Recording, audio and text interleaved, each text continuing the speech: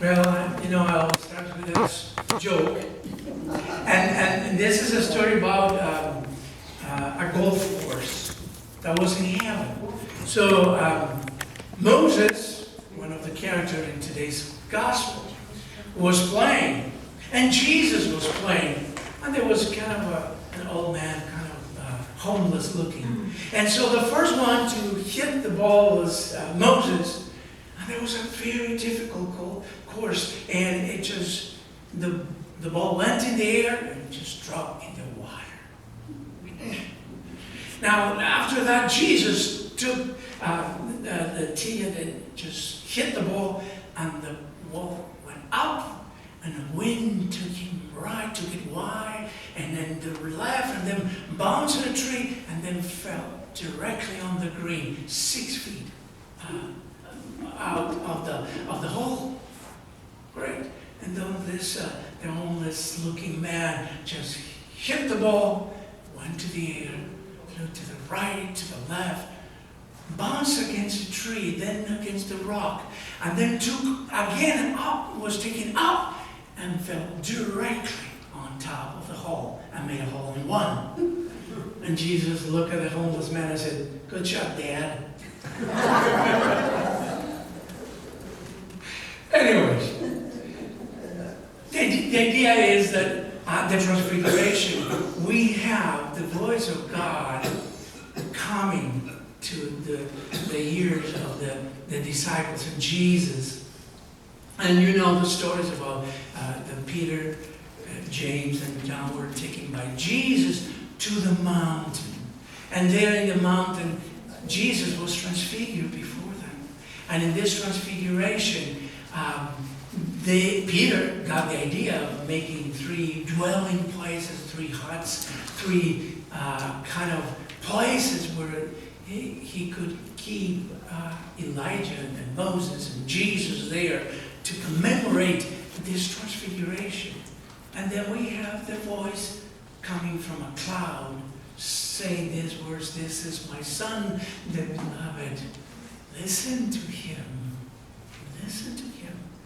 And in the story, the disciples were really, really afraid. But Jesus told them just to do not be afraid. And as they were coming down the mountain, Jesus reminded them just not to tell anything about this vision until the Son of Man was back from the dead 3 days after his death. So this is the story as we know. Then there's some reflections that we may make based on this text. The first reflection is going up the mountain. Now we hear that in the first reading in Exodus when God speaks to Moses and asks Moses to go up the mountain. And going up the mountain is a figure that appears in the Old Testament many times and as well in the New Testament. Going up the mountain means to basically elevate oneself. It's just to connect with that presence of God. And before I continue, I want to share with you a story that is a true story that happened to me when I came back. I was gone for 4 months, right? And it was my sabbatical. And when I came back, first thing that I found is my car that was covered. I had a cover. Took the cover out. And then I used this to get into my car. And it is such that when I get close to the car, it automatically sends signal to the car, and the car opens automatically because it detects the key. So I went close to the car, nothing. So I pressed the button here, and the light was on in the front, but the car didn't do anything. So I counted that I was going to run out of battery, but I didn't think that the keyless entry was not going to work. So I frantically started looking around my house for a key, because my old Prius did have a key. But somehow I thought, well, maybe I had a key someplace. For 2 days I was looking for the key. And I said, well, I have to call a locksmith or somebody who can open, because if I want to recharge the battery, I need to open the hood. But if I cannot open the door, I cannot open the hood. It's like, okay, what am I going to do? And then in all this thought process, I called Jortack, and they say, oh, by the way, you have a key, and the key is inside of your fob. So you do like this, and the key is right there, inside. Oh, thank you. But when that happened, I thought, so many times we're looking out for God. We're looking for God and for directions and for the voice of God in other places. And so many times, like in the front key, we have to go in, and God is inside of us and will give us so many answers. But this is a place we normally don't look. We look out. We look outside. And God is outside, yes, but He's also inside and speaks to us from the inside. And so, as I was reflecting on this message, I thought, okay, this transfiguration is a miraculous story, but also, as we read in today's prayer, we are children of God. So we are not the firstborn of God, but we are children of God. So the point of looking at the transfiguration, we need to look for our own transfiguration. And that transfiguration is when we make the effort to go up the mountain. Now, there are not mountains here, but I don't know if you've been in places, most likely you have, where you see the mountains.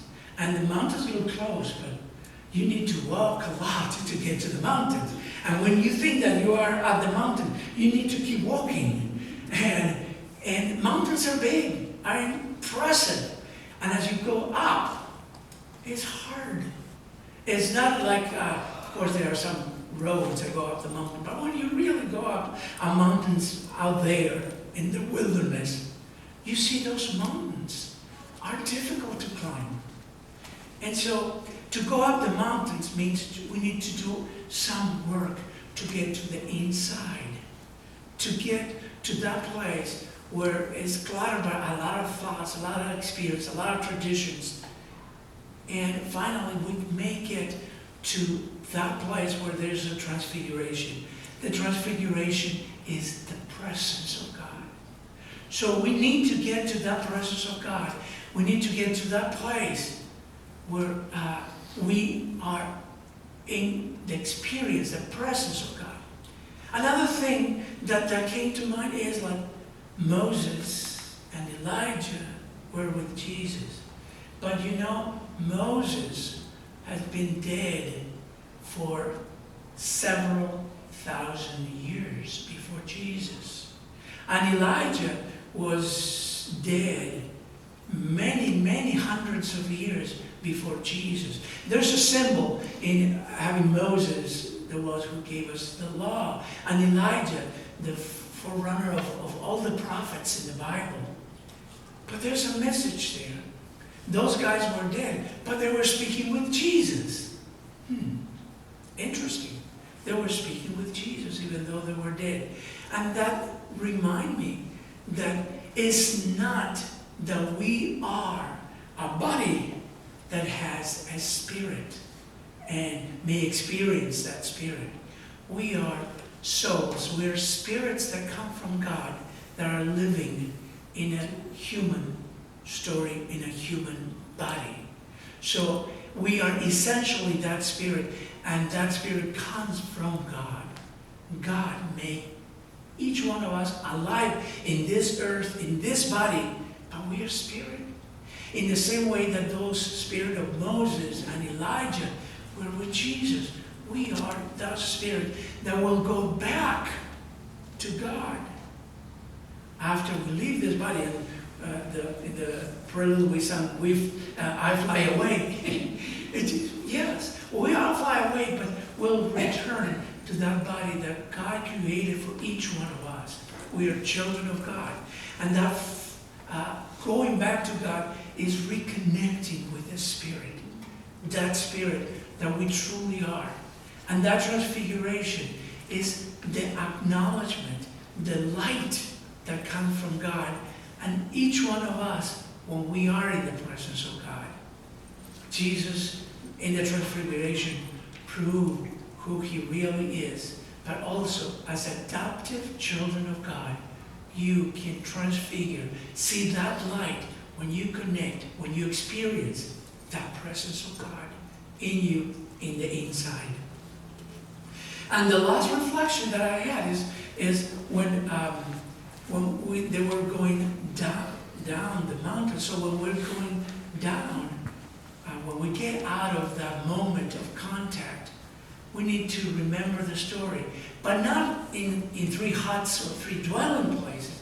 We need to remember the story to keep connecting with God. We are called to live in that presence. So as we start Lent, a season of preparation, we need to acknowledge and to keep in mind that we are connected and we are one with that Jesus Christ that brought the light and the teachings to us.